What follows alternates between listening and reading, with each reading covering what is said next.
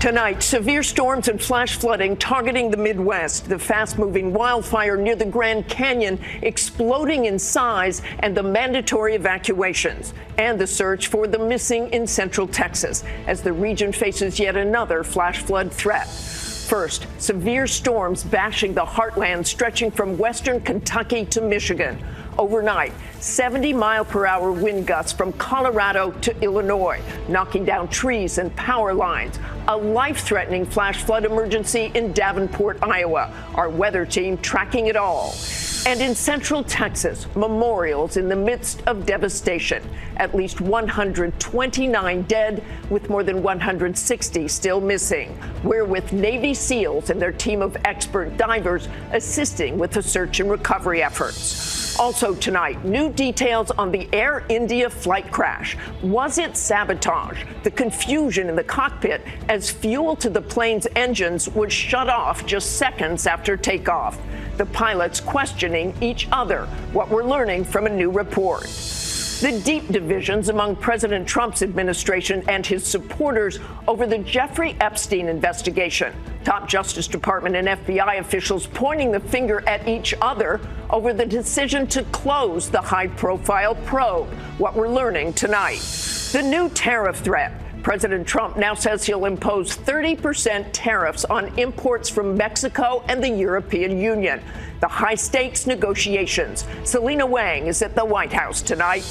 A federal judge has ordered the Trump administration to temporarily stop those controversial immigration sweeps and arrests in California, saying they are being made without probable cause. How the White House is responding. Those raids triggering protests across the U.S. The New York Yankees' Aaron Judge makes history, how he slugged his way into the record books. America strong, reuniting those surviving campers with their cherished items after the catastrophic floods in Central Texas.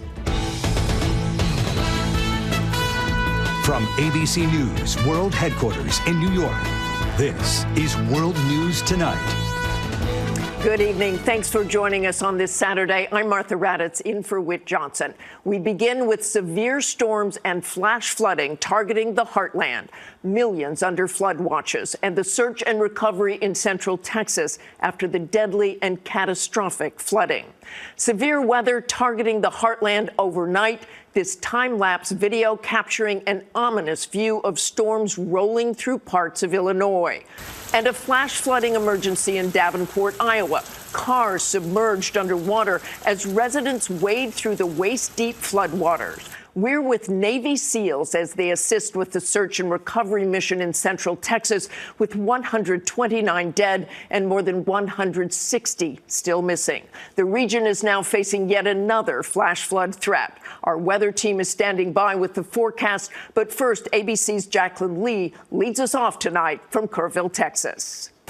Tonight, the flash flood threat facing the heartland. Millions under flood watches. Iowa recovering from these devastating flash floods in the last 24 hours. Girl, that is so scary. I'm pretty sure there is people in there. Multiple cars submerged. Some residents there up to their waists in water. Look what's going down the street. As cars drive in the opposite direction, you can see a portable toilet being carried away by the fast-moving floodwaters. And parts of the Grand Canyon evacuated due to massive and rapidly growing wildfires spanning more than 20,000 acres. In Texas, communities grieving. Last night, a vigil held in Kerr County for the more than 120 people killed by that devastating flash flooding. And I'm just so thankful to be here. My heart goes out to all of these folks. The Hammond family remembering their 17-year-old daughter, Malaya. Their last view of her, she was floating on her back, singing hymns down the river after saving her siblings from that raging water. Rise and shine and give God the glory, glory. On Monday, they found her body a mile away, washing up on the shore of a church. So just knowing that we found her body and knowing 100% that she is now with God, it's brought us so much closure. But the search continues for the more than 160 people still missing. We exclusively embedded with a team of over 30 Navy SEALs, volunteering their elite training to comb through the terrain. None of us have seen anything like this, but I think everybody was just taking it in and just like realizing what just happened here. You've seen a lot And this is the worst you've seen? Yeah. Stuff overseas is different. This hits home. And tonight, a new report from the Associated Press indicates that Camp Mystic, where 27 campers and counselors died from those devastating floodwaters, were originally included on a 2011 national flood insurance map that would have required it to have higher insurance costs and stricter regulations on new construction. But after successive appeals over several years, federal regulators removed numerous buildings at Camp Mystic from those maps. FEMA downplaying that report tonight, saying those flood maps do not predict where it will flood or where it has flooded in the past. Meanwhile, here on the ground, a new flash flood threat to the area as cleanup continues. Martha. Jaclyn, thank you. Let's get right to meteorologist Danny Beckstrom from our New York station WABC. And Danny, Central Texas is facing another flash flood threat. Time it out for us. Martha, that new flash flood threat, part of the same system that triggered the severe weather in the Midwest yesterday. And that severe threat continues tonight from Paducah up to Michigan, with damaging wind being the primary concern. But back to the soaking in the southern plains, flood watches for much of Oklahoma and Texas as rounds of rain and storms sweep through this weekend. The heaviest rain focused north and west of the Texas Hill Country so far, but that changes tomorrow as downpours shift south, focusing the flooding on areas still cleaning up from last weekend. Meanwhile, in the west, it's hot and dry, fueling those wildfires, and now the heat builds north. A heat advisory in Portland on Sunday with highs in the mid-90s, and even the typically hot desert Southwest sees extreme heat heading into the work week, near 112 in Vegas on Monday. Martha? We're all keeping track of that, Danny. Thank you. Now to the new details on the Air India crash and new questions about possible sabotage. The confusion in the cockpit as fuel to the plane's engines would shut off just seconds after takeoff. The pilots questioning each other. The new details tonight from a preliminary report. Here's ABC's Lama Hasan. Tonight, the mystery into what caused Air India Flight 171, flying from Ahmedabad bound for London's Gatwick Airport, to crash last month deepens. The newly released preliminary report shows investigators focusing now on those fuel cutoff switches and whether this was a deliberate act. Fuel switches deliberately were turned off, shutting off fuel to the engines and shutting those two engines down. What we don't know is who did it, and we don't know why they did it.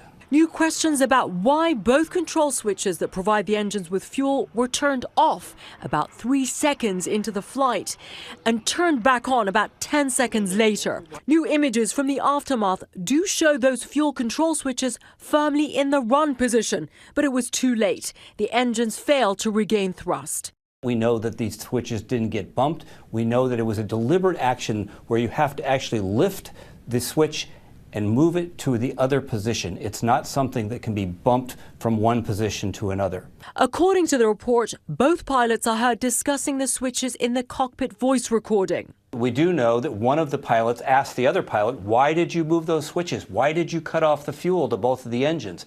The other pilot said, I didn't do it. One of them is not telling the truth. There have been at least 2 deliberate plane crashes in recent years.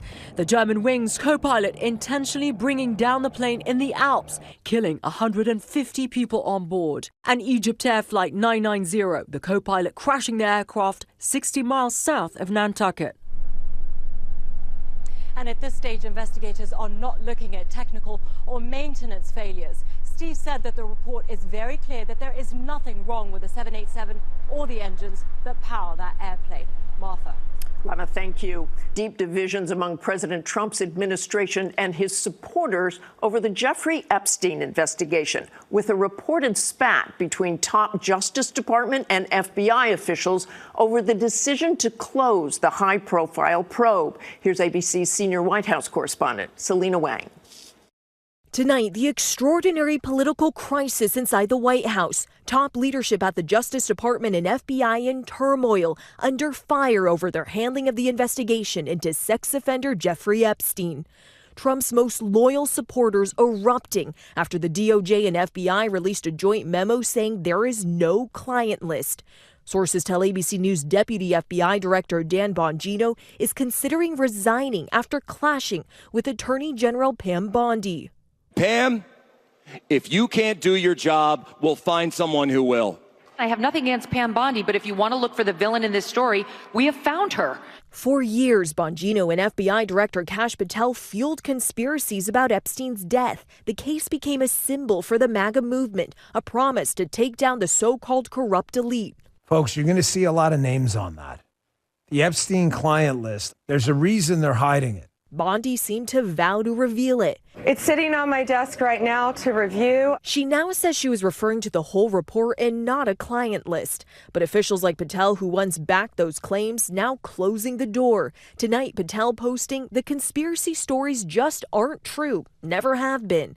The DOJ reiterating previous findings that Epstein died by suicide with no credible evidence of blackmail and saying there would be no further investigation. And tonight, President Trump coming to Bondi's defense for the first time in public since the controversy began, posting that she's doing a fantastic job, adding that we're on one team, MAGA, and I don't like what's happening, and let's not waste time and energy on Jeffrey Epstein. As the outrage grows, sources tell ABC News Bondi has fired at least 20 prosecutors and support staffers who worked on former special counsel Jack Smith's investigations into President Trump.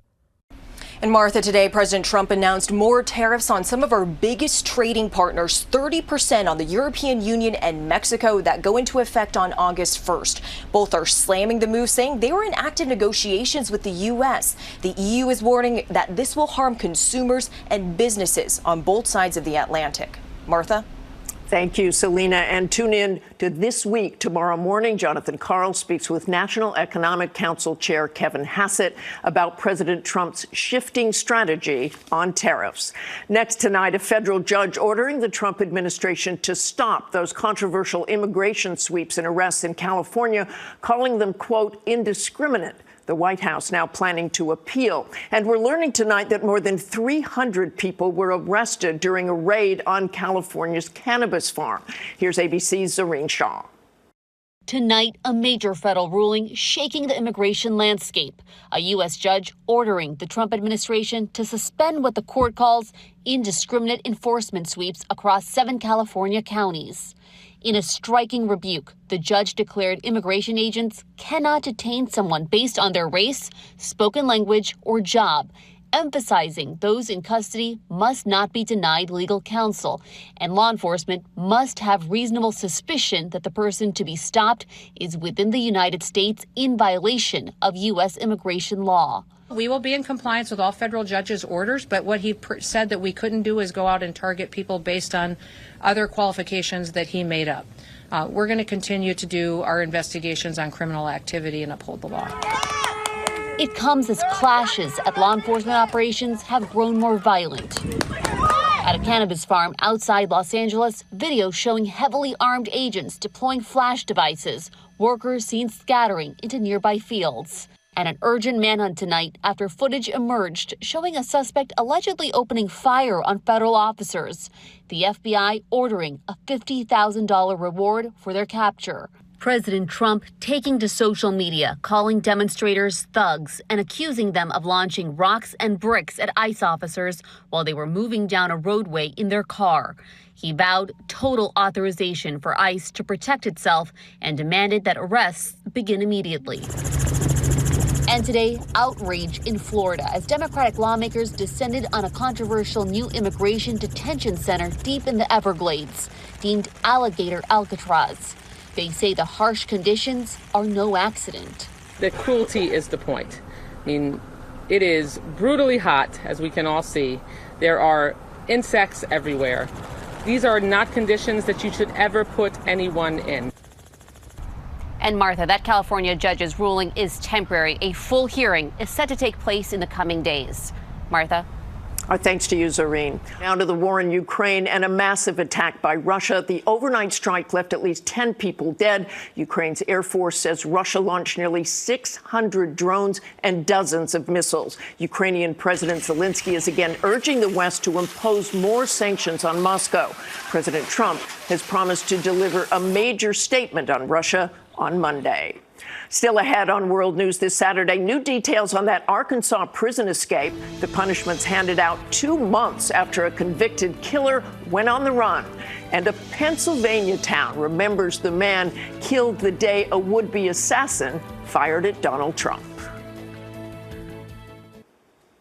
2 Arkansas prison guards had been fired in the so-called Devil in the Ozarks escape. In May, convicted killer and former police chief Grant Hardin walked out of a prison wearing a fake law enforcement uniform. He was caught after 12 days. State officials say the incident has triggered a full review of prison security procedures. Today, a tribute to the firefighter killed during the assassination attempt last year of then-candidate Donald Trump. Butler, Pennsylvania, holding Corey's Cruise, a motorcycle ride honoring Corey Comparator. Tomorrow marks a year since he died shielding his family from gunfire at a Trump rally. This week, 6 Secret Service agents were suspended for what the agency called failures connected to the attack. When we come back, the Yankees' Aaron Judge rises in baseball's record books. To the index, a record-breaking blast for Aaron Judge. The New York Yankees right fielder slugged his 350th career home run this afternoon in a loss to the Chicago Cubs. It took Judge 1,088 games. That's the fastest in Major League history. He beat the old mark held by Mark McGwire by nearly 200 games. It was Judge's 35th homer of the season.